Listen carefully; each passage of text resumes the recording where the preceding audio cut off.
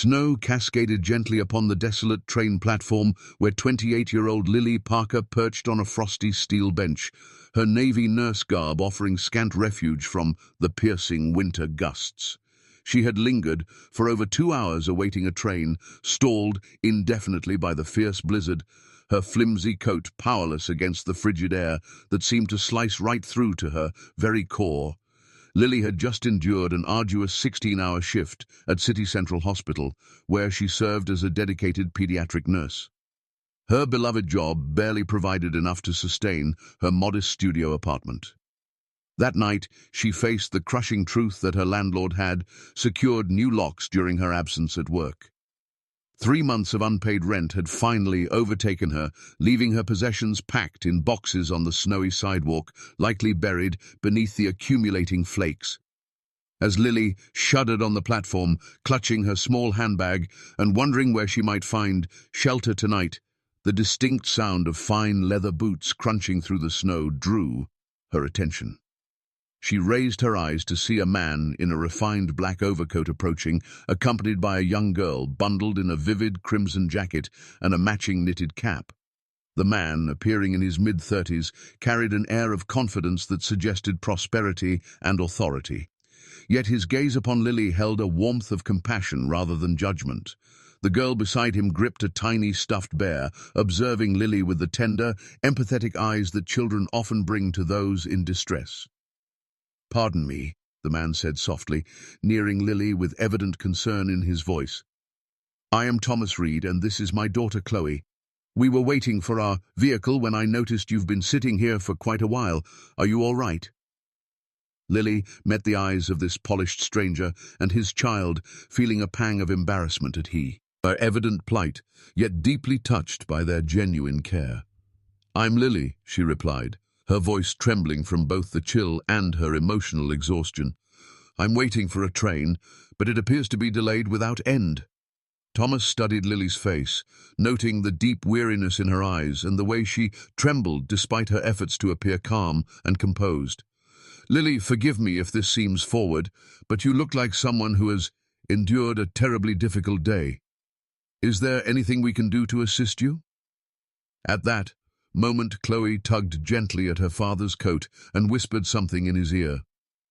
Thomas nodded, crouching down to his daughter's level for a brief, hushed conversation that Lily couldn't hear but could see was earnest and significant. When Thomas stood, his expression reflected thoughtful consideration. "Lily, I know this may sound unusual, but Chloe and I would like to make you an offer. Would you be willing to share a warm meal with us while we discuss something that could benefit us all?" Lily hesitated, her natural caution wrestling with her desperate need for warmth and the authentic kindness she sensed from both father and daughter. "That's incredibly kind, Mr. Reed, but I don't wish to intrude upon your evening." Chloe stepped forward, gazing up at Lily with the unfiltered honesty only a child possesses. "Please come with us, Miss Lily. Daddy says you're cold and sad, and we don't like seeing people cold and sad." 20 minutes later, Lily found herself seated in an elegant restaurant, enveloped in Thomas's warm coat, holding a steaming bowl of soup that slowly restored feeling to her frozen hands. Chloe sat beside her, sharing heartfelt stories about her favorite nurses at the hospital where she had been treated for asthma. Slowly, Lily began to relax in the comforting warmth and safety of their company. "Lily," Thomas said with care, "I hope this doesn't feel too intrusive, but you mentioned you're a nurse, and it seems you're facing a challenging situation tonight." Tears welled in Lily's eyes as the weight of her circumstances finally broke through her carefully maintained composure. "I lost my home today," she confessed quietly, her voice heavy with sorrow. "I've been working extra shifts to try to catch up on my rent, but it wasn't enough. I have nowhere to go tonight." Thomas and Chloe exchanged a glance, a silent understanding passing between them. "Lily," Thomas said gently, "what I'm about to suggest may seem entirely unconventional, but I hope you'll hear me out." Lily nodded, intrigued despite her overwhelming fatigue. "Chloe and I live in a spacious home, far larger than two people need," Thomas continued. I'm a single father who travels frequently for business, and I've struggled to find reliable, compassionate care for Chloe. She needs someone who understands children and can provide the nurturing presence I want for her when I'm away." Chloe nodded enthusiastically. "Daddy works very hard, but sometimes he must visit other cities, and I stay with sitters who don't truly know me." Thomas leaned forward slightly. "Lily, you need a place to call home, and I need someone I can trust to care for my daughter. What if we could help one another? You could reside in our guest suite with your own private space available to care for Chloe when my work demands travel. In return, you'd have a home and a salary to ease the financial burdens you're facing." Lily stared at them both, hardly believing the generosity of the offer. "Mr. Reed, that's extraordinarily kind, but you know so little about me. How can you trust a stranger with your daughter?" Thomas smiled warmly, glancing at Chloe, who nodded encouragingly. "Lily, I've spent the last hour observing how you interact with Chloe, how you listen to her stories, how you respond to her questions with such care. I can see you possess a natural warmth and patience that stems from genuinely caring for children. Your work as a pediatric nurse tells me you have the skills and experience to provide exceptional care." Chloe reached over and took Lily's hand gently. "Miss Lily, I think you'd be a wonderful addition to our family. You have kind eyes, and you make me feel so safe." Lily felt overwhelmed by the trust and generosity these near strangers were offering her. "I don't know what to say. This feels almost too good to be true." "Just say you'll consider it," Thomas replied warmly. "Why? Don't you come to our home tonight, see the house and the room that would be yours, and take some time to think about whether this arrangement could work for all of us?" 6 months later, Lily stood in the kitchen of the Reed household, preparing breakfast for Chloe and watching through the window as the young girl played joyfully in the backyard garden they had planted together. What had begun as a desperate arrangement between strangers had blossomed into something that felt remarkably like a true family. Lily had discovered that Thomas was not only a successful businessman, but a devoted father who deeply cared about providing Chloe with stability and love. Her role had naturally expanded beyond childcare to include managing the household, creating a warm, nurturing environment that both Thomas and Chloe had been missing.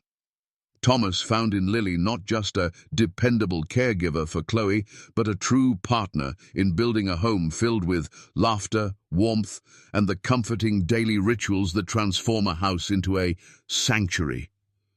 Lily's nursing expertise had proven invaluable during Chloe's occasional asthma episodes, and her natural empathy had helped Chloe flourish emotionally in ways that warmed the heart.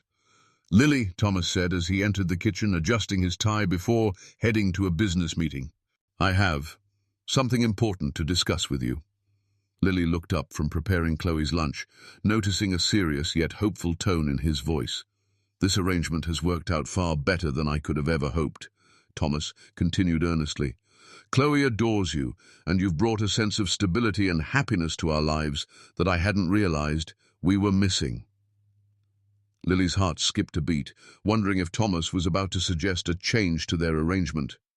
"What I want to ask," Thomas said, taking her hands gently, "is whether you would consider making this permanent, but in a different way. Lily, I have fallen in love with you, not just as Chloe's caregiver, but as the woman who has transformed our house into a true home." Lily felt tears of joy well up in her eyes as she realized her feelings for Thomas had grown far beyond gratitude into something deep and enduring. "Chloe and I have talked about this at length," Thomas continued with a warm smile, "and she is very much in favor of asking you to become not just a part of our family, but the very heart of it." At that moment, Chloe burst through the kitchen door, clearly having been listening from the hallway. "Miss Lily, will you marry Daddy and be my real mommy? I've been hoping for this for months."